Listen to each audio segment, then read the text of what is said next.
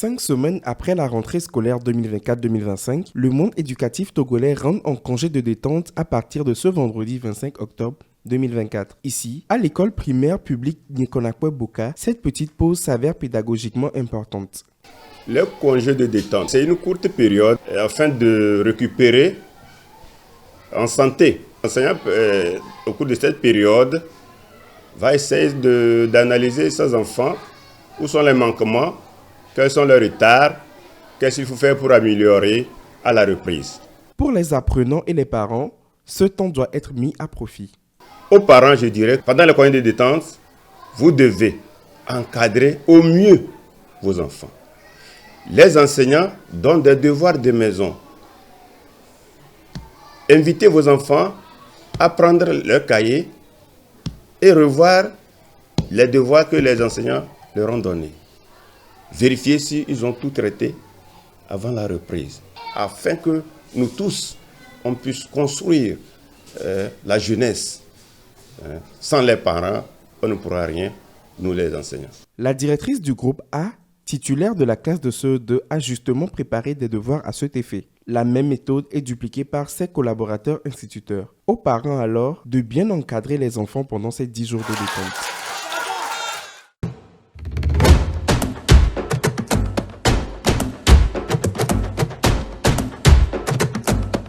Après un mois de cours depuis la rentrée scolaire, les élèves bénéficient déjà d'un congé de détente, une pause qui suscite des avis partagés. C'est une meilleure solution pour les enseignants et puis les élèves à la fois. Ça permet l'élève et l'enseignant de se reposer un peu pour pouvoir avancer dans certains trucs. Un enseignant qui est surchargé, avec le congé de détente, il est libre de faire ses emplois du temps et puis entamer l'autre trimestre. Nous sommes bénis. Eh bien, comme nous sommes les vieux sont, au travers de caméras, ça sont, et je vais voir qu'on repose viré. À ce tour, nous sommes, quand vous avez dit. Le vieux, il se coule zandé, on va prendre congé de détente pour une semaine. Depuis qu'on y a, on l'a plat, nous l'a home viré. Voilà, nous se coule maintenant. Donc depuis notre travail, il se coule maintenant. Et nous matons quoi, donc on se coule à l'année, moi je vois que c'est une bonne chose chez moi. On a la troisième fois alors on est avalé. Moi est-ce que mes vieux ont tardé? Code de fiora de Subeda, on a home une semaine allée, on a ôté le clos. On m'a clé à l'aide de Funao. Donc on va y aller un bail de Cobagnon. On y va de village à Borom. Une semaine, on a trop reposé. On a pas un peu. Ni be on a home on plan nous. On que yoji logono ya. Bon on va quoi nous le benilo. Ce débat reste ouvert et une tendance se dessine donc en faveur de ces congés perçus comme un équilibre positif entre apprentissage et repos.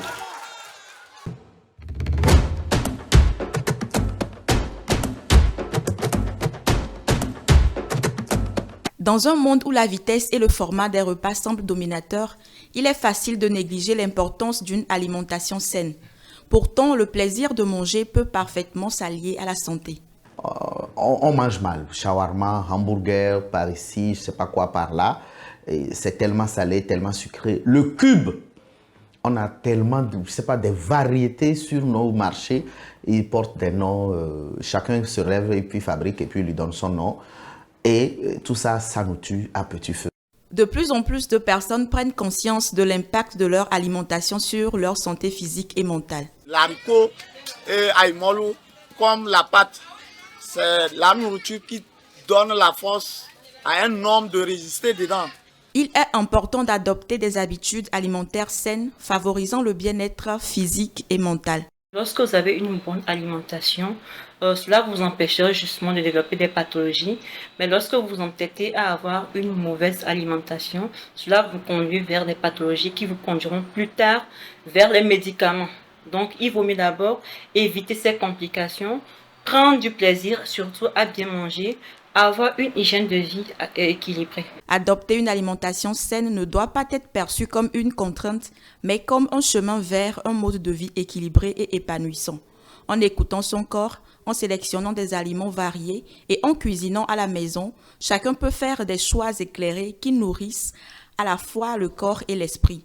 Se lancer dans cette aventure alimentaire est une étape vers un bien-être.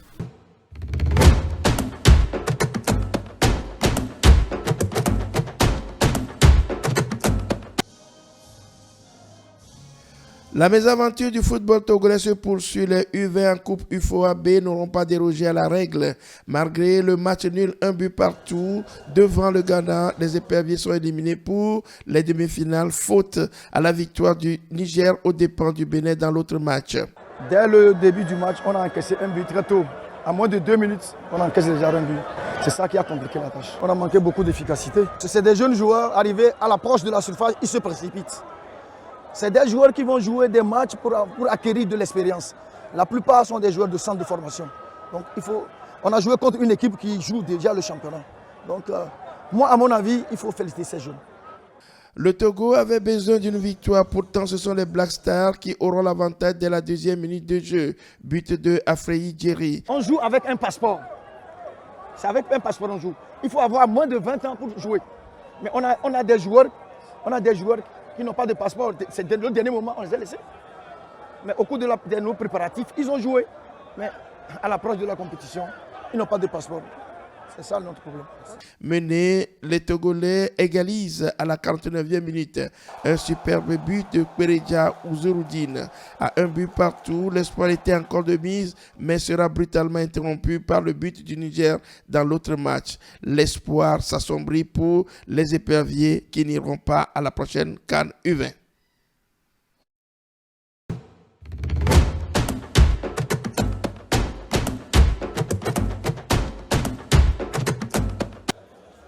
Les amoureux du football roi togolais ne sont pas prêts à se décourager. Ils l'ont encore exprimé face à la désillusion des éperviers U20. L'objectif dans ce match était de gagner et se qualifier pour le tour suivant. On encaisse un but d'entrée, on a couru derrière ce but-là et c'est en deuxième période, en début de deuxième période qu'on remet les pendules à l'heure. Mais voilà que comme c'est des jeunes, il y a eu beaucoup d'erreurs de la part donc, de ces jeunes. Dans leur moment fort, dans le moment fort de l'équipe du Togo, je crois que c'est en ce moment qu'ils doivent beaucoup plus presser le jeu, dominer l'adversaire. Malheureusement, ce qu'ils n'ont pas su faire, il a manqué également une communication entre le banc et les joueurs. Parce que là, quand les joueurs traînaient le jeu, je n'ai pas vu une réaction du côté donc, du banc. Dommage, on est encore à cette étape-là. Après le premier tour, on revient à la maison. Les éperviers U20 ont partagé les points avec les Black Stars du Ghana. Ce score nul de 1 partout ne leur octroie pas le biais pour la suite de cette compétition à domicile.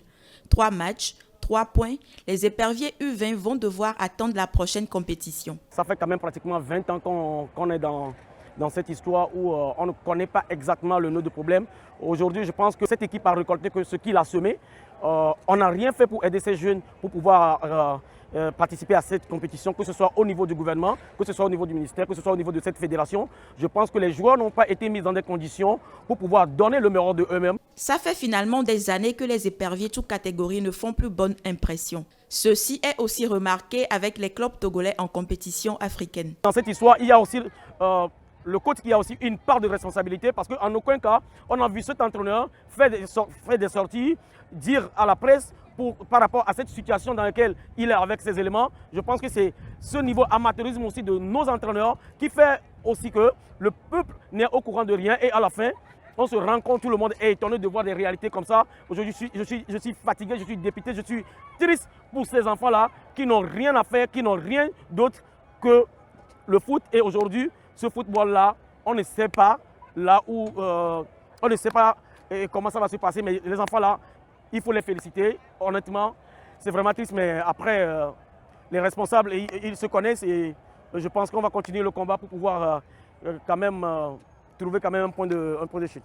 Le bureau de la Fédération togolaise de football doit réajuster le tir dans tous les domaines du management autour du football togolais pour redonner le sourire au public.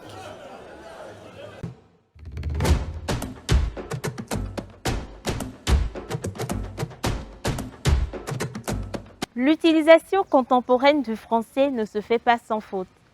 Que l'on consulte les médias ou les sites internet, on ne peut que constater que ces fautes sont courantes.